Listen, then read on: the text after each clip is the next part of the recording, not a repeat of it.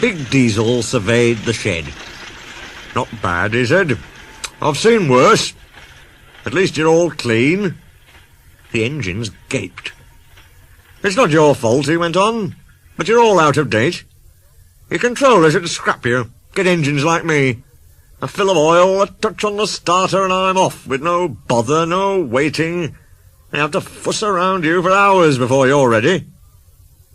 At last the engines found their voices. An inspector had to come and stop the noise. They held an indignation meeting early next morning round the turntable. "Disgraceful," rumbled Gordon. "Disgusting," said James. "Despicable," spluttered Henry. "To say such things to us," burst out Donald and Douglas. "It's to teach him a lesson we'd be wanting." But no one had any good ideas, and at last they all went off to work except for Duck and Stepney. "Never mind," said Duck. "We'll be sure to think of something." "We'll have to be quick then," warned Stepney. But their chance came sooner than expected. Diesel purred comfortably. He was being warmed up well before time. An inspector watched a fitter making adjustments. The wind tugged at the inspector's hat. The fitter replaced the air intake cover. "OK, mate," he said. Diesel saw his coaches waiting at the platform. He rolled proudly towards them. "Look at me, Duck and Stepney," he purred. "Now I'll show you something." He advanced a few yards, then suddenly he coughed, faltered, choked, and stopped. The inspector, meanwhile, had seen nothing of this. He was looking for his hat. "Can we help you at all?" asked Duck and Stepney sweetly. Diesel seethed with baffled fury as they pushed him back to the shed. "My hat!" exclaimed the inspector as the cavalcade went by. "Bother your hat," said the fat controller crossly. "The train's due out in 10 minutes, and you'll have to take it, Duck." Duck looked doubtful. But when Stepney asked, "Can I help him, sir?" he felt better. The fat controller was pleased, too, and hurried away almost cheerfully to make the arrangements. The engines and their crews made careful plans.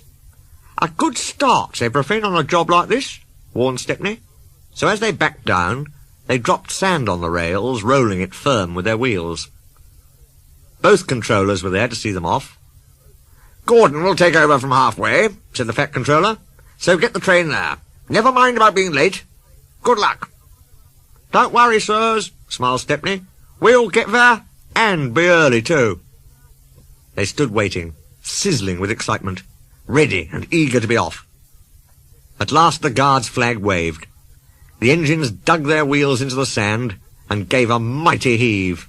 "Come on! Come on!" puffed Duck, while Stepney barked excitedly in front. Moving carefully over the points, they reached the open line. "Now for a sprint!" whuffed Stepney. "I'm ready when you are!" puffed Duck. Faster and faster they went, till their wheels were turning at such speed that the side rods were merely blurs. Under clear signals, they whizzed through Edward Station and charged at Gordon's Hill beyond.